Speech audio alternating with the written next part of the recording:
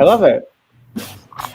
Thanks everyone for jumping on another Wednesday of Open Shutter, and we have the good fortune of having Jeff Vogan on with us. He is a sports photographer, an all-around cool guy. Full disclosure, I met Jeff a few weeks ago. He joined us on one of our Get Out Shoot Zoom chats that we have every Friday night. And as we were doing the Zoom thing, I just thought that Jeff would be great for this kind of show because he knows a lot of stuff about sports photography, how to turn from amateur to pro, tips and tricks, and he just has a very, very strong passion for photography. So thanks, Jeff, for joining us. My pleasure. I think people will learn a couple of things if you guys are into the sports photography game. And if this is your first time watching us, we all have YouTube channels, including Jeff. I put all of Jeff's social links in the description of this video, so go check them out. And what can I say? If this is your first time watching, like I said, we all have YouTube channels.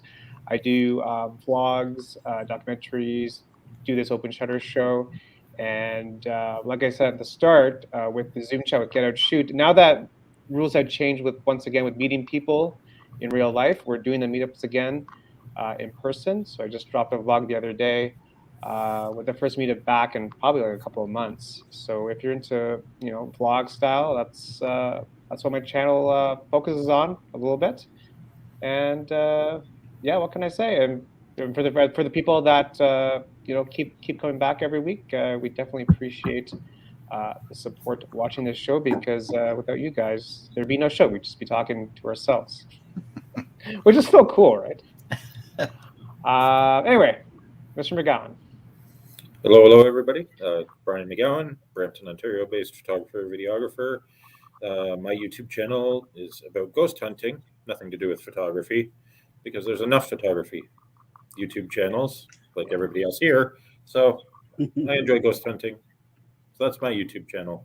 But I do a lot of photography as well. And but I don't do a lot of sports photography. So it should be interesting to hear about and learn, and just listen to something that's different from what I normally do. So that's it for me. Evans, over to you, buddy. Hey, what's up, guys? Welcome. My name is Evans, based in Brampton, Ontario as well. I'm a weddings and events photographer primarily. Shoot a lot of other stuff for fun. Never really much into sports photography, so it's very interesting to learn and see where this goes. My YouTube channel is about photography stuff, a little bit, but mainly on video stuff and video gear. So using gimbals, using different types of stabilizers and stuff like that. So if you're into video, shooting video, you can check out my channel as well. Let's have some fun tonight with Jeff. Absolutely. So thanks again, Jeff. So you want to give a quick little background on who you are? Thanks for having me. I appreciate you hosting me on this. So and the opportunity to speak to your audience. I am a commercial sport photographer based in Toronto. I've been a professional sports photographer for 7 years now. Spent a couple of decades in the computer industry, which has actually helped me in this career pivot in terms of understanding the technical side, being able to do all the web stuff that I do.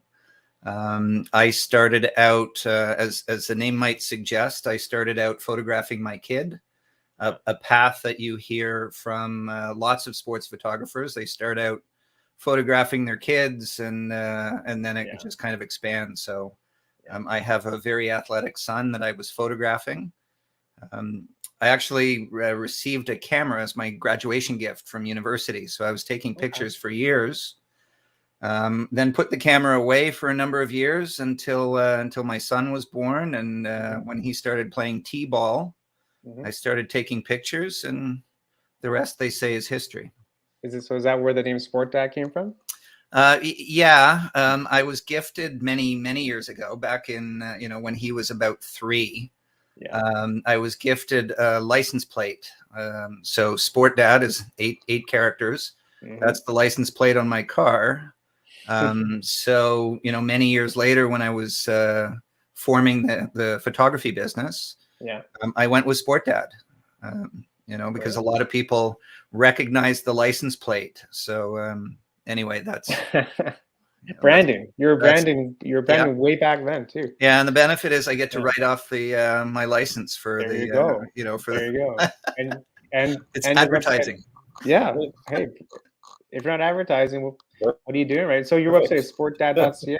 Yeah, sportdad.ca, and then all the social channels are all sportdad.ca. So so I've got the YouTube channel that I started last year, which is primarily on some of the technical stuff around workflow automation in photography. Yeah, for sure. Maybe we want to bring it back to the start, and just maybe because you're pro now, maybe you want to bring it back to like how you went from amateur to pro. Like, how was that transition? So as I said, I was photographing, like a lot of parents do. I was photographing my kid, and then I was posting them on Facebook and sharing them for free with his teammates. And then I started receiving requests from the club, the team, the organization, then the league, and then occasionally I was getting websites, newspapers, magazines relative to those sports. Right. So I started, kind of a funny story. I was shooting at my son's, I was shooting for my son's club. He was playing in university at the time. And I was shooting, because I'm watching and I'm there and I enjoy photography. So one of the parents at the end of the year sent me an email saying they wanted to do a collage of all the kids, or all her kids' pictures from the season. So have the pictures to me by Thursday. And I'm like, pardon? So, I'm kind of talking about this at the office, and my IT director said, put up a website. So over the Christmas holidays, a couple of weeks later at the Christmas holidays, I sat down and created a Smug Mug website and started posting pictures. And it kind of grew, and then shortly thereafter, I decided I was going to leave the kind of corporate job that I had, and break out on my own. And companies were finding my website, and I was finding business that way. It's a great story, really. I love it. I love that story. Were you nervous at all when you made that change? Like, were you just, was there a part of you say, oh, like, is this going to work out? Or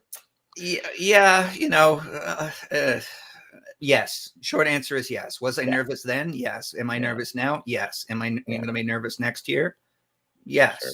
Right. Like, you always wonder, are you doing the right thing for the family? Are you doing, financially and all that sort of good stuff? I have the good fortune of saying that, it's worked out for me. I get to do what I love doing. I think the idea of going back and sitting in an office and getting yelled at for quarterly numbers and all that sort of stuff is just, not for me anymore. The TPS reports.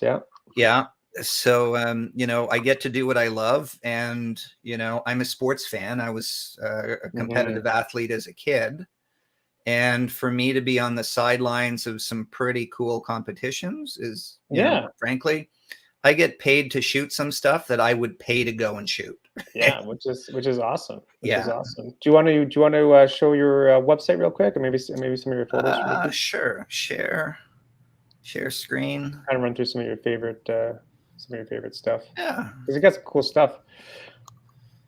All right, is it coming up? Yep, we got you. There we go. Yeah. So this is my my website. Here's my my homepage. Okay. Who's on the bike? This is a professional rider. This was down just outside of Denver, Colorado last summer. Okay. So this was actually at a photography workshop, Summit Workshops, out of Denver, and they run workshops all around the world, and they're like unbelievable. I can't say enough about them. So they had two professional riders, and this guy did this same run, probably 150 times for us, and every time within about 3 inches. Yeah. So there's a strobe to the left and two strobes to the right that are on a pole that is just outside the frame. So a guy's running with the pole to, keep the strobes close to the guy. So, I've got the wheel off the ground, and I've got the camera. I've actually got a small hole. Like, this is at or below ground level. So, but I spent on this one, this was kind of an interesting shot. I spent about 20 minutes setting up this shot by sitting in the right spot to get the best cloud coverage in the back, and exposing for the background. So, a shot like this is really two different exposures or two different light settings. So I exposed for the ambient light and then filled in with the strobes. So, one of my, I like this shot. It was fun. It was also kind of dirty. We did get a little dusty on that one. Nice, this one, love this one. Yeah, this one was a fun one. I get asked all the time how this one was taken. So this was in, again, Denver. So the LA Dodgers were visiting the Colorado Rockies. And I knew that before the game, the pitchers warmed up. So I actually walked around. This is not live during game. This was in the bullpen. Yeah. But no one knows that. Yeah, I mean, it could be in the game, right? You just, look. Yeah, I'm okay with people making that mistake, because it's part of the allure of making it seem like. So what I did was like 45 minutes before the game started, or about an hour before the game started, I walked all the way around to go to the bullpen, and went to the into the stands just above the bullpen, went to the front row and hung over as far as I could reach to get as straight down on this warming up starting pitcher. Love it. Yeah, so that was fun. So these are still in my this is still my homepage. This one, I do a fair bit of shooting for Golf Canada. Yeah. And this kind of comes to my background. One of my jobs was an account director at a digital marketing agency. So I kind of get the commercial side of it. And at this Golf Canada event, Titleist was there, and I was talking to the Titleist folks. Okay. And they were talking about the imagery that they get from the U.S. His words were, "Do not reflect the diversity and inclusiveness of the Canadian game." Okay. So we were talking about kind of Canadian imagery. So I said, "Fine, give me a sleeve of balls." And anyway, long story short, that afternoon it was the Canadian team was practicing. Yeah. And I asked this guy, do me a favor, can you this was entirely posed. It's natural light, but I'm using a 300. I'm probably about 7 feet away from him, so that I get the compression and the bokeh. And you can see it's even out of focus by the time you get to this second knuckle. So, we line this up, and anyway, so they're now, Titleist is now looking to have me do some work for them this summer. Nice. Very good. Congratulations. Yeah. Well, it's not signed yet, but that's kind of the commercial side of it. Yeah. It's also part of the journey. Like, I started shooting kids, and then start moving to clubs, and then leagues, and then the governing bodies. So a golfer, and then the golf club, and then Golf Canada, and then now on the commercial side, the Titleists, and those types of commercial entities. And then this, I think this is the last of the ones on my homepage. This is Taylor Ruck. I think 4 Olympic medals. So nice. This one here, I'm going to make it a little smaller here because it's cutting off a bit. This one was kind of funny because I went to the Toronto Pan Am Center to photograph a swim meet. And the Olympic, many of the Olympic team members were practicing. They would normally be in the competition pool, but they were displaced by the swim meet. So they were in the dive tank, which is right next to the competition pool. Right. That's why the water is so beautifully blue, because it's 10 meters deep. So, I saw one of the Olympic athletes and she recognized me. I recognized her, and I kind of gestured, and she's like, "Hey, take our pictures." So I asked the coach, the head coach, "Do you mind?" And he kind of grumbled at me. And I said, "You won't even know I'm here because, I'm using like a 400 at this point." Right. So anyway, Taylor is in this case just practicing, just doing her drills.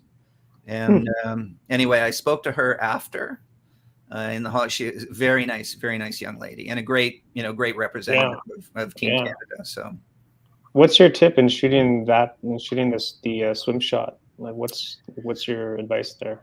I shoot here. I can go if we want to go here. So here's some sample images. So there's Taylor. That's Penny Alexiak. I have kind of my formulas for where I'm positioned for each shot. Okay. Like backstroke, I want them to be perpendicular to me and going away. Same thing here with the freestyle. They're perpendicular to me and then going away, because if they're coming towards me, I get the top of their head. Mm-hmm. Right. Yeah.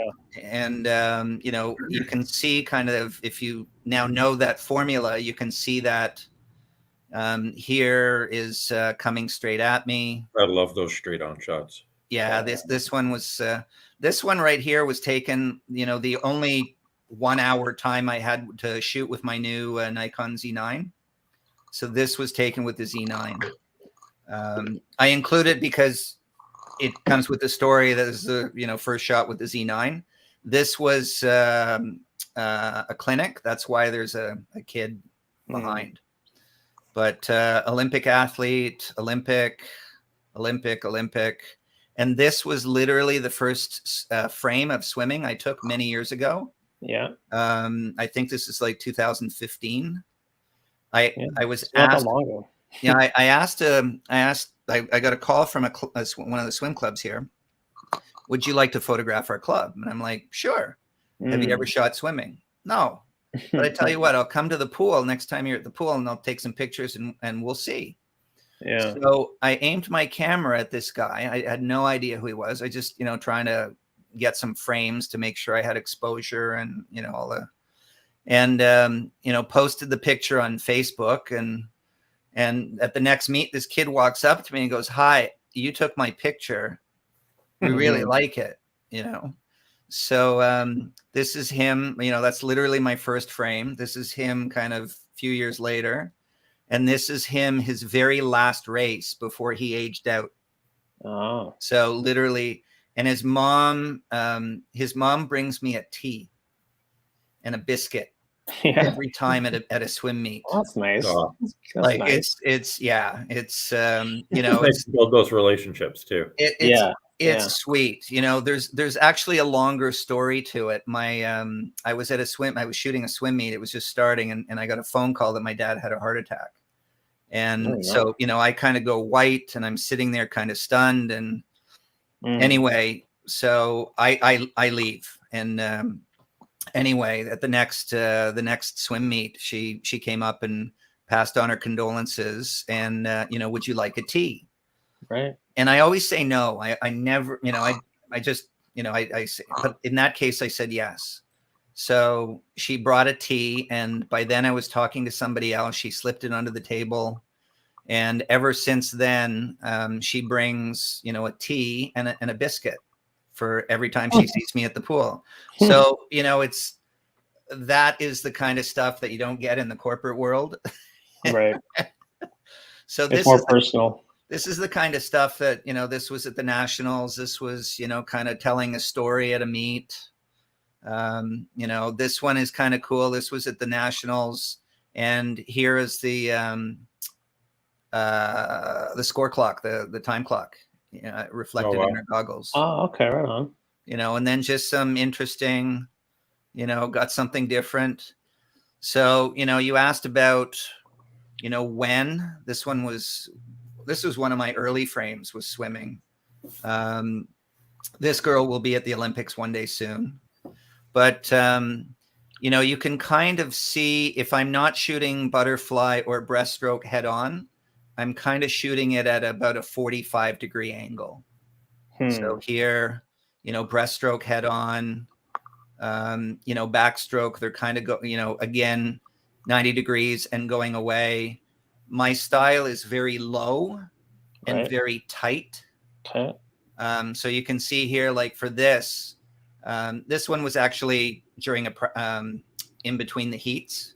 So the club actually set this up for me. So in this case, I'm laying down. Okay. And what's the advantage of going that approach? So going low gives you, this, gives here. I'm gonna see. I think I have it somewhere. I'll have to think about where I've got it. Because I actually have a page called the Sport Dad Difference. Okay. One of my early attempts at marketing was the Sport Dad Difference. So I took my picture and put it beside the picture that the mom took of the same thing. So typically, the parents are up above, right? So you're getting this top-down view, and here the athlete's like looking right at me, right? Yeah, it's the same with wildlife. In theory, is you get to eye level with whatever you're shooting, and it creates a much more intimate image. Right.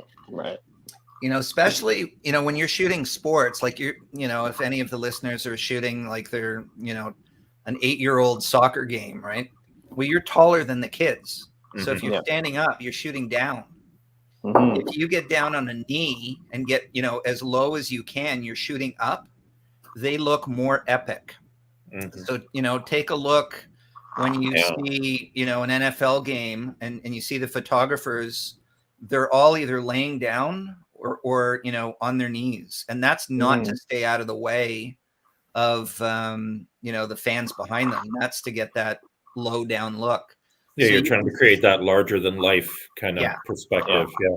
And even the parents that are sitting there, like, sitting in the stands behind me, they can't get this. Like, they don't see this, right? Like if you look at something, large or, something like this, they're not seeing that, right? Because this is a 12/50th of a second, right? So they're not seeing the water this way, right? Yeah. So, my style, very tight. I purposely cut out the arm and just let the hand dip in, to give that sense of motion. Anyway, so that's, this is the sport that I probably shoot the most of. Got this early break here, and would you ever want to shoot swimming at the Olympics? That's kind of a loaded question. Would I love to? Yes, I think so. Would you want to? I would want to. The challenge is, I know a number like Dave Black, who's a Nikon ambassador. He'll show you this picture, and he's got a very similar picture of Michael Phelps. Yeah. And he's talking about, like there's 60 photographers, you're all vying for a position. And, here I have, complete access. Like, look where I'm standing, right? Like, I'm almost touching the block. You can't do that at the Olympics. No. But you look at this girl. This is Kiera Smith from Kelowna. She was at the last 2 Olympics. She was an Olympic finalist in Rio for breaststroke. Spoke to her afterwards. After this one, this was in the this one was in the dive tank at the. I spoke to her afterwards, and I said, you look like you were angry, and I could have water skied behind you. She's a total sweetheart as well, Kiera. Like the athleticism is unbelievable. I photographed. I was shooting at the Markham Pan Am Center. Early days of me shooting swimming, and my assistant, who was going to U of T or had just graduated from U of T, said, in this upcoming heat, shoot lane 4. And I said, who is it? And she's, shut up, just shoot lane 4. And so I did. And, it was a backstroke. And this girl comes flying out. Everyone else kind of pushes back off the wall. She comes flying off the wall. And then I'm, waiting for her to surface, and then I can't find her. Well, she surfaced about 2 body lengths ahead of everyone else. And, and she looked like she could have lapped the field. And a month later, she set the world record and held it for several months. Wow. And she got 2 silvers in Tokyo in backstroke. Wow. So, and I had opportunity to photograph Kylie as, again, a number of times. So, I would love to be able to, photograph these, this caliber of athlete, but I have to admit that the access, like, here is someone from Team Denmark, and this is at the Toronto Pan Am Center. So, I'm really low. I wanted to get the hands, and I lined it up with this plain blue background. So that, I scouted the location first. I would not have this level of access at the Olympics. No. So, I love shooting these, there's Canada's most decorated Olympic athlete, right? And I'm 20 feet away. So anyway, so those are some of my swimming pictures. But if we look at my action stuff, you've already seen these.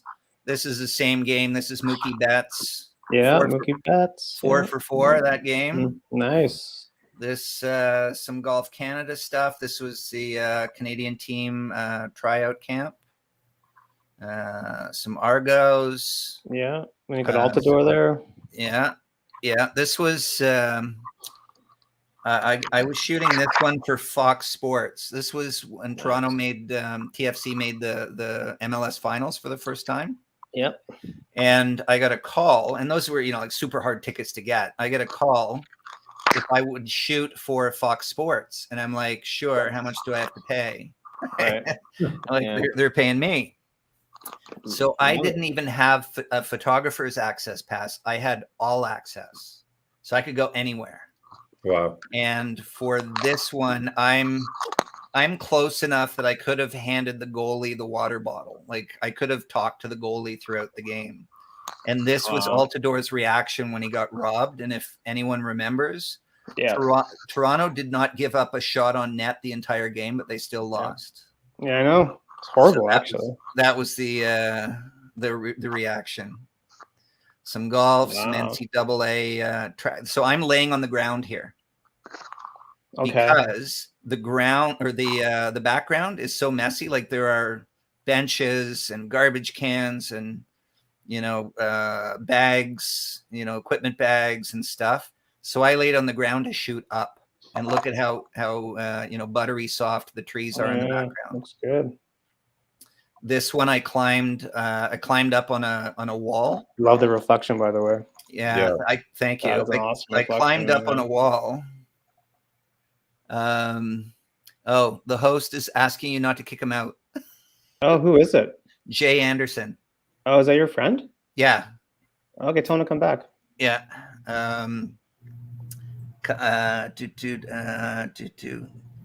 Come back. Yeah, he's a very talented photographer. Okay. Anyway, there were homes up here.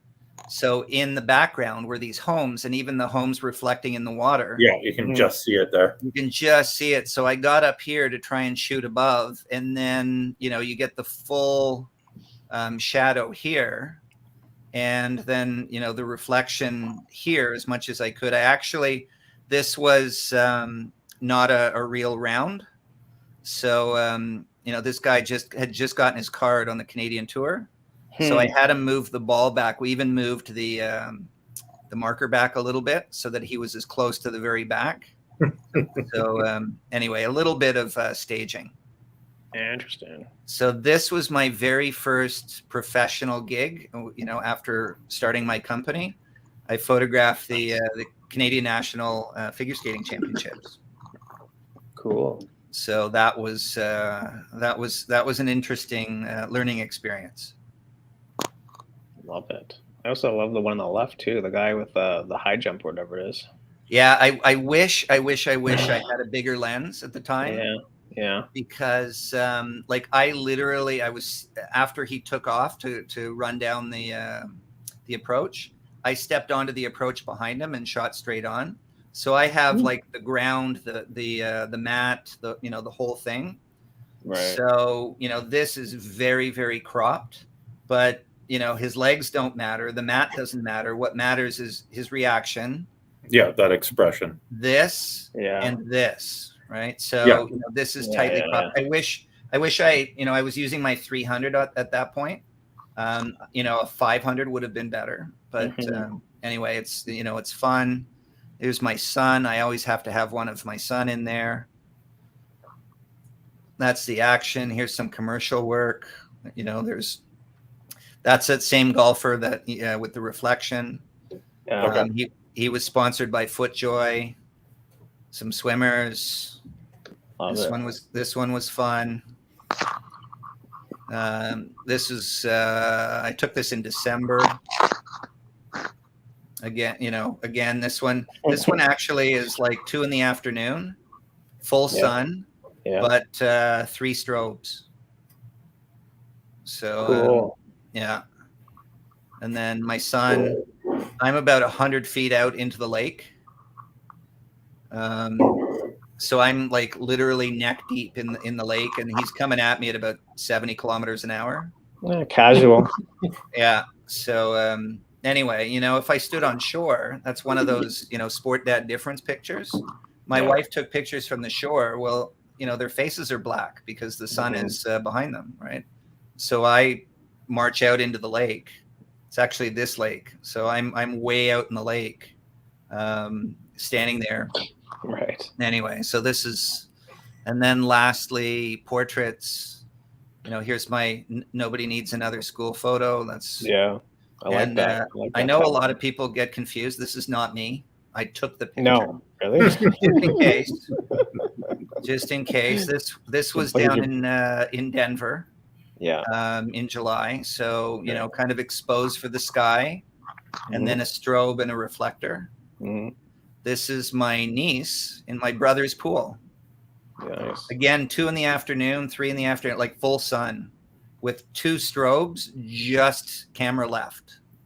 Yeah. So that's why it's dark here on this side, right. Even though she's in full sun. Right. So me just playing around, more. This is my son in the backyard. I had about 2 minutes with him. So this is in my backyard, full sun. Yeah. So there is a strobe on either side, about 9 inches away from his face on either side. Yeah, I can see the catch lights in the eyes. Yeah. So, trying to do something anyway. And then this one was a funny story. I don't know if I can, I'll tell it anyway. Sure. Very lovely young lady. And, I'd only met her this time, but I'm very good friends with her partner. So we're taking these photos. She's very fixed her hair, fixed her makeup in between every photo.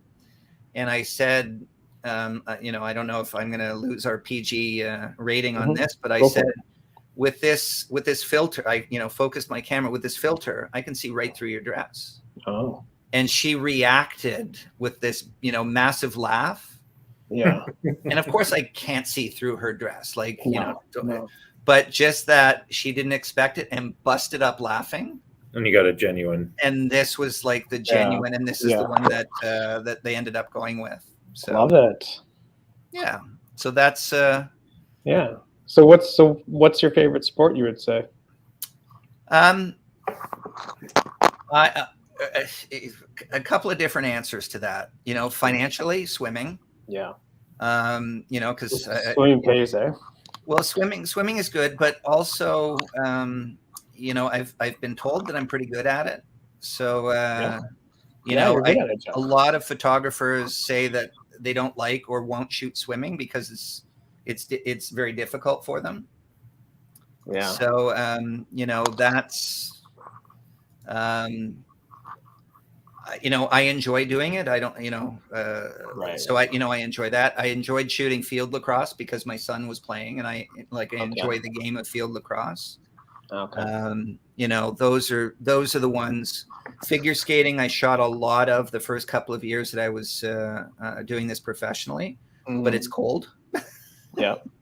It's cold. Yeah. So, there are, a couple of different answers.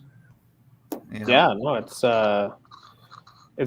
really a really great story. I mean, I know that I think usually on the show we also like to talk about like how to actually like make money. I know that offline we spoke about like you should really price yourself right? So I don't know if you want to go into maybe like general pricing, like how you approach pricing as like a strategy kind of thing. Yeah. So circling back to that very first time that I photographed swimming, that I said, I'll go to the pool.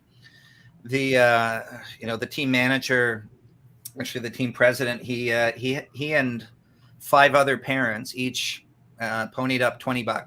Like I said, I'm just going to see if I can shoot. So they said, photograph these 6 kids. Here's 6 $20 bills.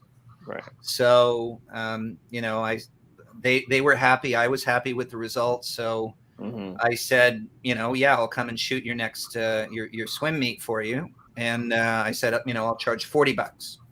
Right. So the first year I charged $40, and that was probably, the expectation is that I would shoot multiple races for $40. Yeah. And then, at some time later, I moved it to $60. Yeah. And, so I'm shooting $60. And then I think the following year, the club sent out a message, advertised on the website, $60 and I'll shoot all the races for an entire swim meet. And it's like, no, it's $60 per race. Yeah. And they said, no one will ever pay you $60 for a race. Yeah. Well, I now charge upwards of $300 for that. And, like I think it's $219 for a race with a print. So, they told me no one would ever pay me $60. And I'm like, okay.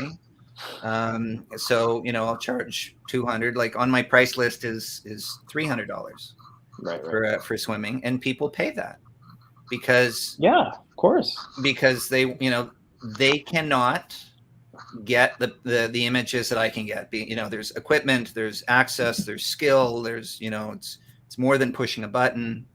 So exactly. A lot of people think price it low, and it's like, well, why? Right? When I raised my prices, I thought my demand would go down. Like I would still make the same money, but less work and more paying, higher paying customers. The demand went up. Now I think my skills improved, but demand went up. Right. So the demand went up when you increased your pricing. Yeah. It's interesting. Yeah. And is that just due to people's perception? Like, if someone increases their price, like this guy must deliver great work, that he must be worth this kind of money. Like, what is it? Is it just kind of like that simple kind of? I believe that has something to do with it, right? It's going back to my my schooling. It's in economics. It's called cognitive dissonance, right? Yeah. If you pay $3,000 for a purse, you really love that purse. That same purse you get for $50, meh. So you pay $5 for a photo, and it's no big deal. But if you pay $1,000 for a photo shoot and you get the exact same picture, but it's $1,000, you like that $1,000 picture a lot more. So it's interesting. It's I get the I get that. Can you do it for less? That's outside our budget. Right. Can you do it for less? And I said, I can, but I won't.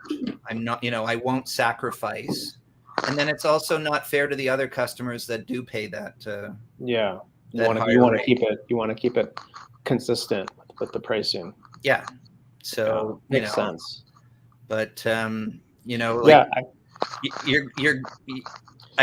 literally I get that almost daily. like, can you come and shoot our hockey game? And and our budget is this. And I said, well, my price is, 2 times that or 3 times that.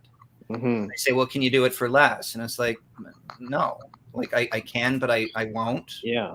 Thank you for thank you for the, and it's amazing how many of them come back and find the money. Right.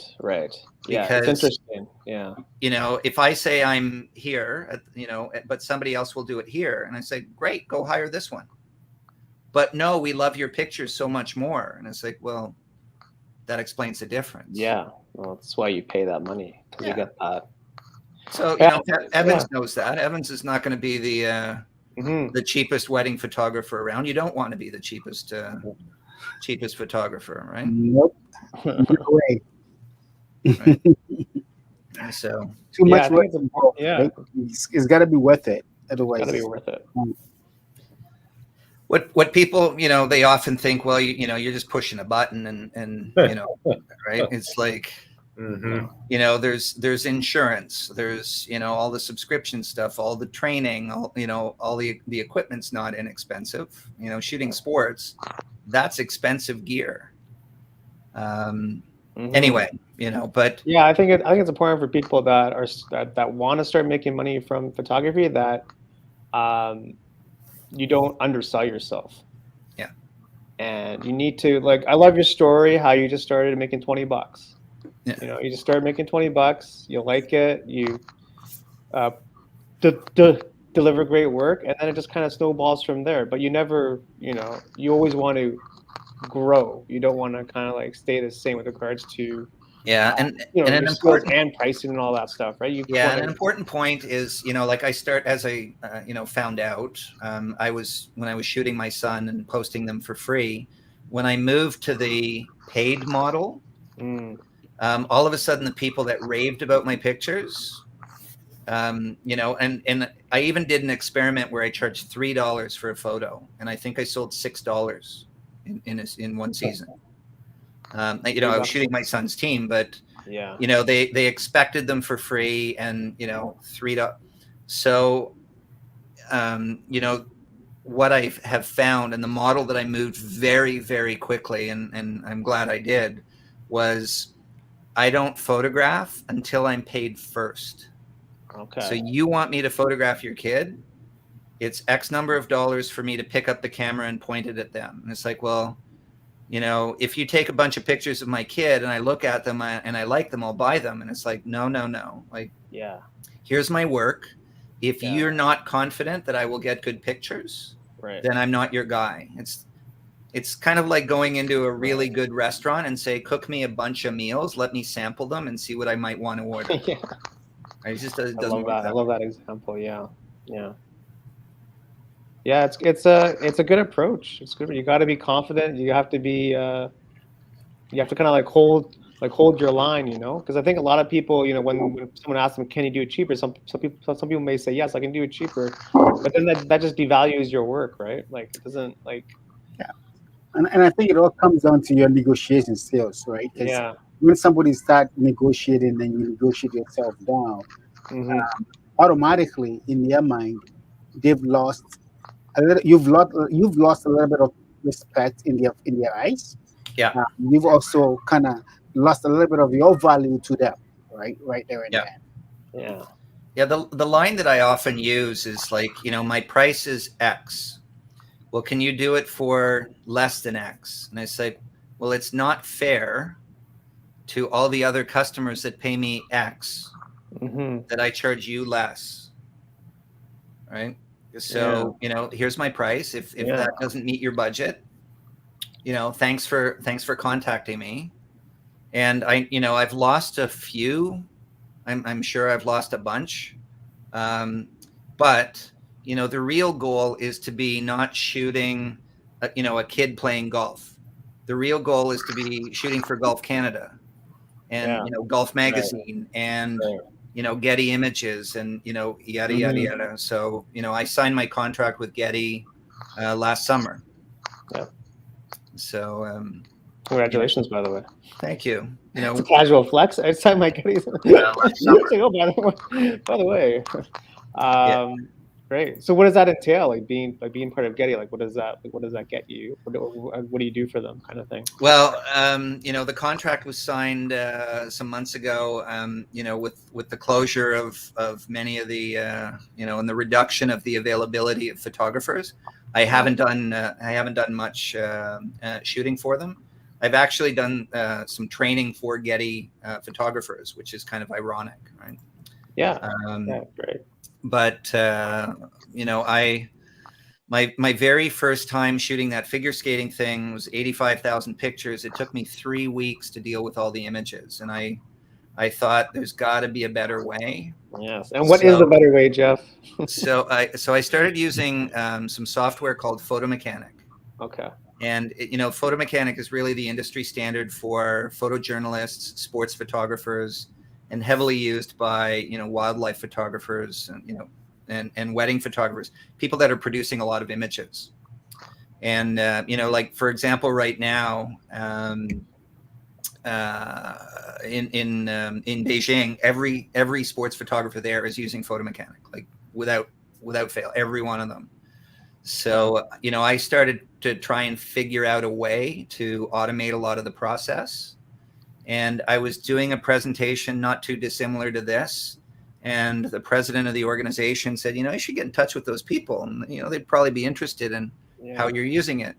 So for fun, I reached out to the Camera Bits, the makers of Photomechanic, and had a conversation with the director of marketing. And now, some short period of time, less than 2 years later, I am a Camera Bits ambassador. They have six in the world.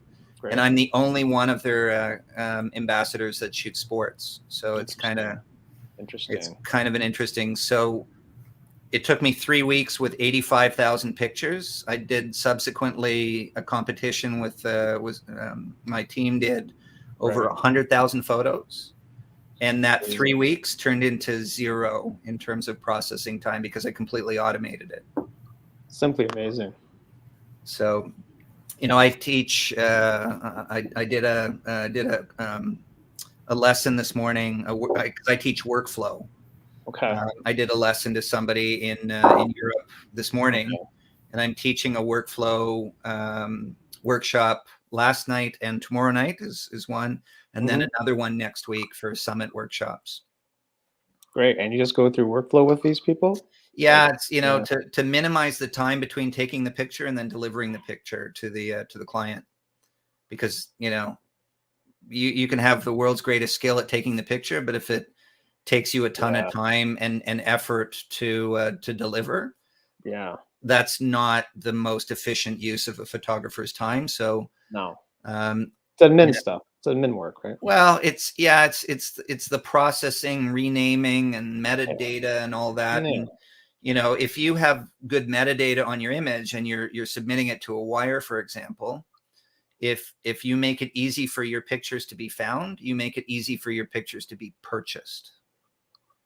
So which is always the goal, Which is hence why I've had a number of Getty photographers come through my the workshops that I teach.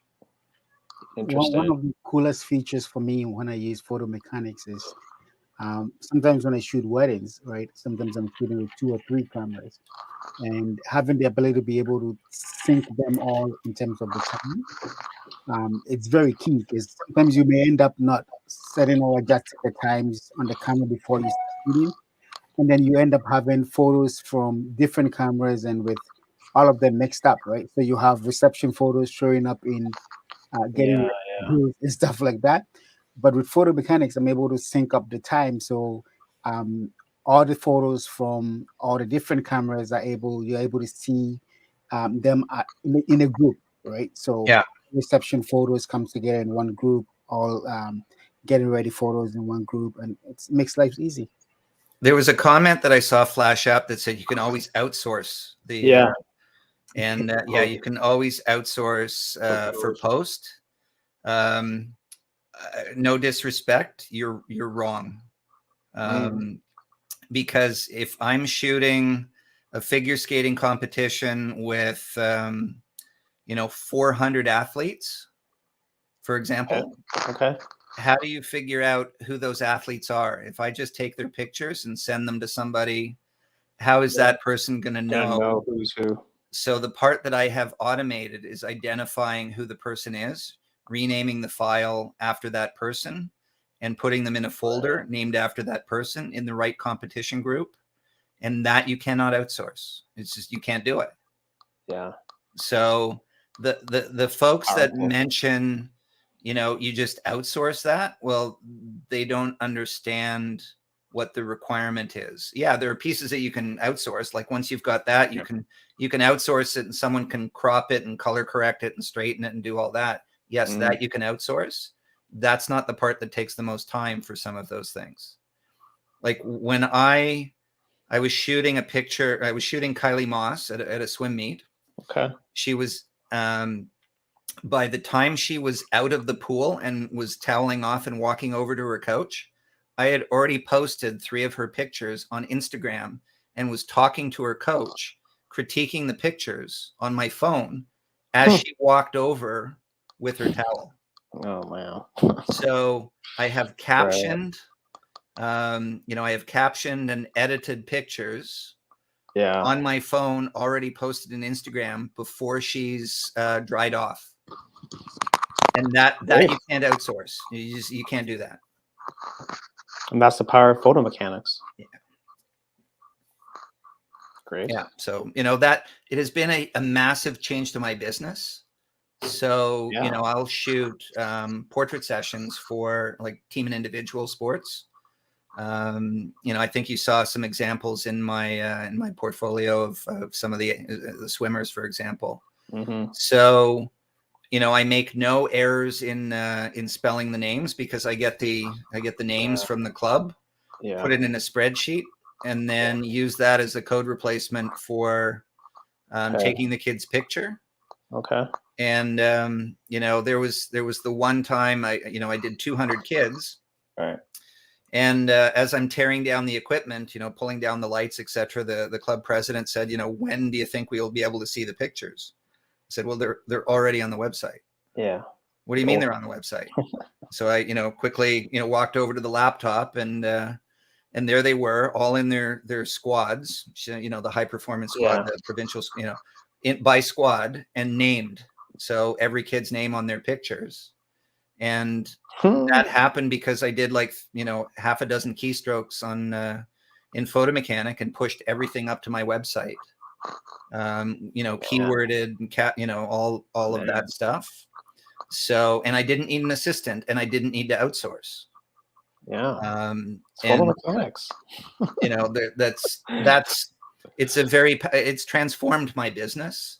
So I can do things profitably that before, would have required expensive assistants to help, or I would have had to outsource something. Yeah. Yeah, it's good, man. I mean, it's a powerful tool, right? I mean, time is money, right? So, and it's inexpensive too, right? It's like, what is it, like $200 $200? I think it is. A one-time license. payment? Yeah, it's a one-time license fee. Great. Yeah. So, and I often tell the folks at Camera Bits that I save enough money on every single shoot to pay for a full license. Yeah. Yeah, Ben, it's that fast. So, I tell them that, I literally save enough money to pay for a license on every shoot, but, thank them for not charging me for a license for every shoot. Right. Yeah, it's good. It's good. Powerful stuff. Jeff does workshops, so you can visit his info in the links provided. And if you guys want to look into photo mechanics, all the info is there. I mean, we're getting close to the hour. I don't know where you want to go. I mean, do you have for people that are starting out in terms of photography or trying to make a business out of it? Do you have any advice for people that are starting out that want to make some money?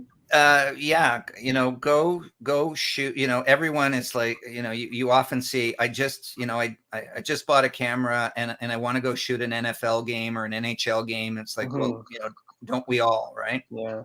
So the most important thing is having a portfolio.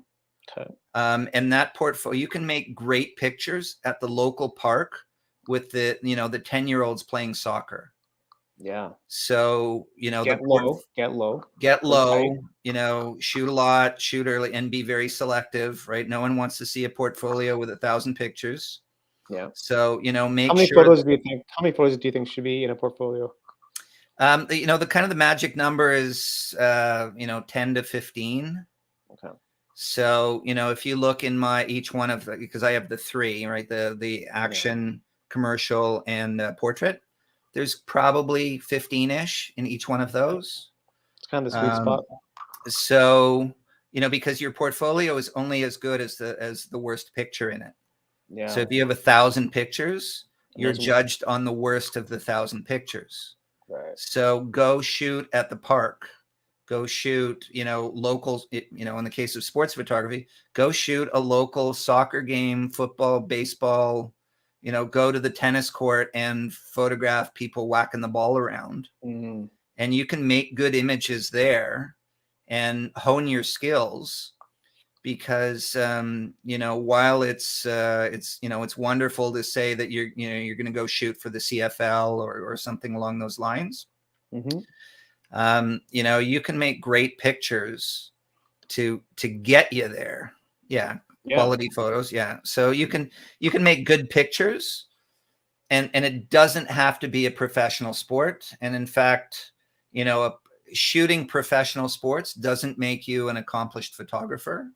Mm-hmm. You can be an excellent photographer shooting minor league stuff. Yeah. So, you know, and portfolio, you know, constantly build and update. A lot of those pictures in my portfolio are, you know, from the last, you know, 6 months, because you're constantly updating. I'm using the downtime of, you know, the lockdown to refresh the portfolio, update it, and, you know, do that kind of stuff. And then also, you know, find a mentor, find someone who's good at what you want to do, and get photo critiques. You know, have someone do photo critique, and don't get your mother or your brother-in-law or, you know, you want someone non-biased. You want someone doesn't even know who you are. Yeah. So in the last year, I've had my my website critiqued by the director of sport photography for Getty, the former director of photography for Sports Illustrated, director of photography Major League Baseball, director of photography NFL, and, you know, spent an hour with many of them. I spent an hour, and they literally went through my entire website, and you know, great insight. It was a good experience. Yeah, absolutely. You know, like absolutely, because, you know, they have the critical eye, and they're not trying to blow smoke and make you feel great. No, they're pretty honest. You know, they're telling you. So, you know, I guess shoot a lot, find a mentor, find someone that you look up to, constantly take training courses. You know, I not only teach, but I continually take training as well, right? Yeah. The learning never stops.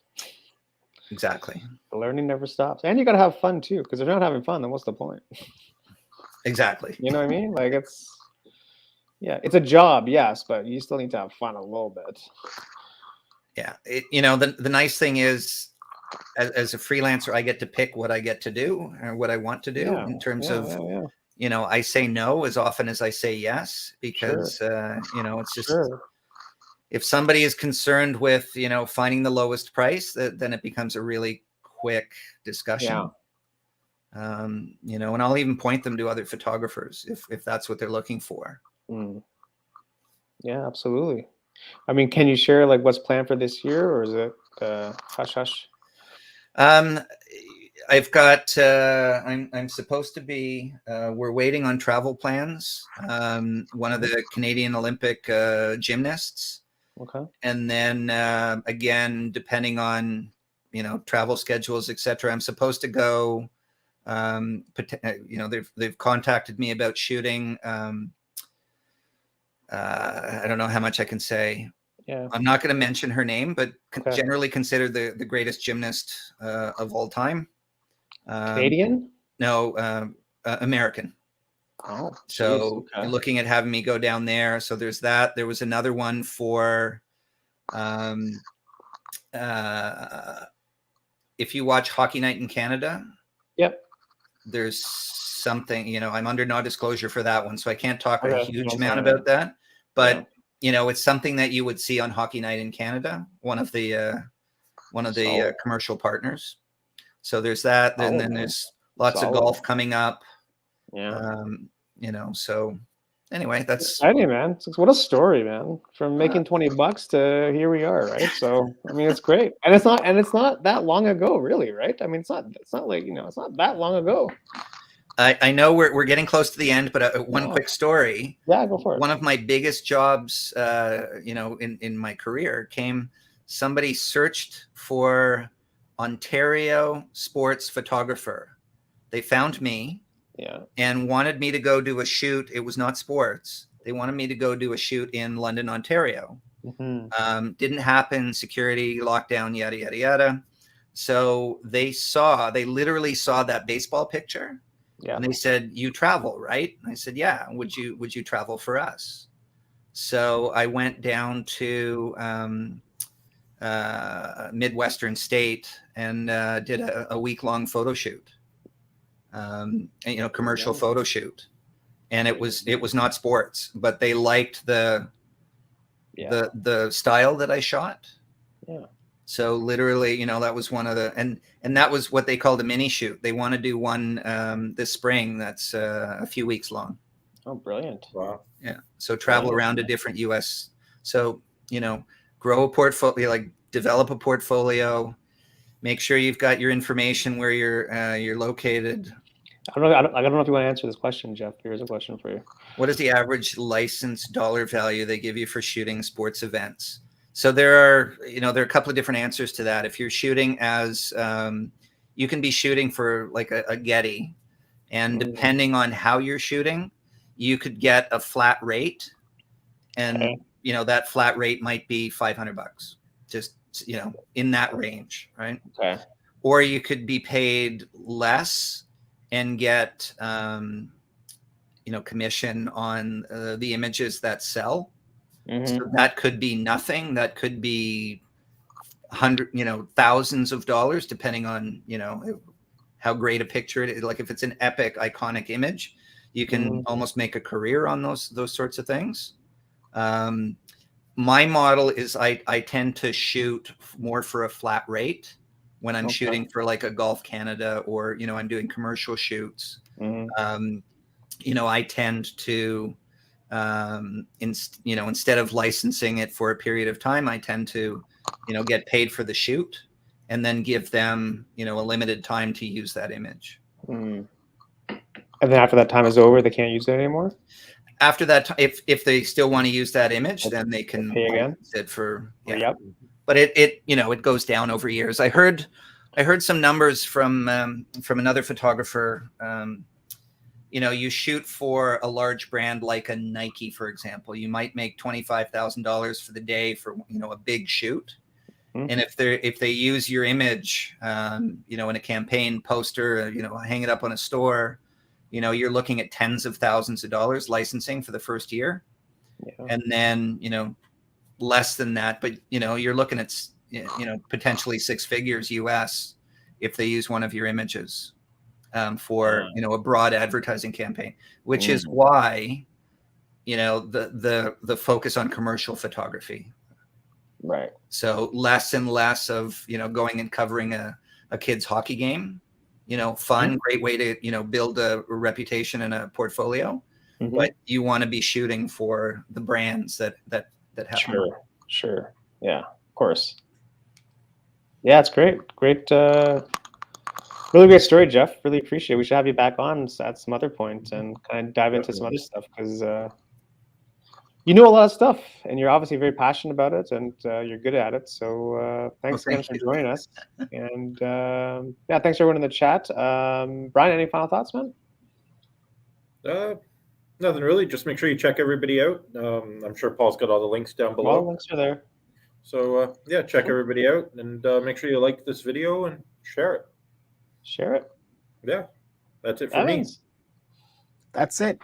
Thank you, Jeff. Just make sure, guys, you check out everyone's Instagram, especially Jeff's Instagram. Yeah. His YouTube channel as well. It's got some really good stuff down there. So go Yeah. check it out. And like I always say, keep creating. See you next week. Absolutely. Jeff, any final thoughts from you? I just want to say thank you for having me, and thank you for providing an audience that lets me ramble on about my passion for photography. Good. I think it's a great story, to be honest with you. But I like it. Well, we will have you back on again at some point and talk about some other stuff. And Jeff, just hang on until we go offline. Yep. Chat for a couple of minutes in the green room, and then thanks everyone. We'll see you next week for another special guest, also brand new. And we'll see you then. Evan's outro music.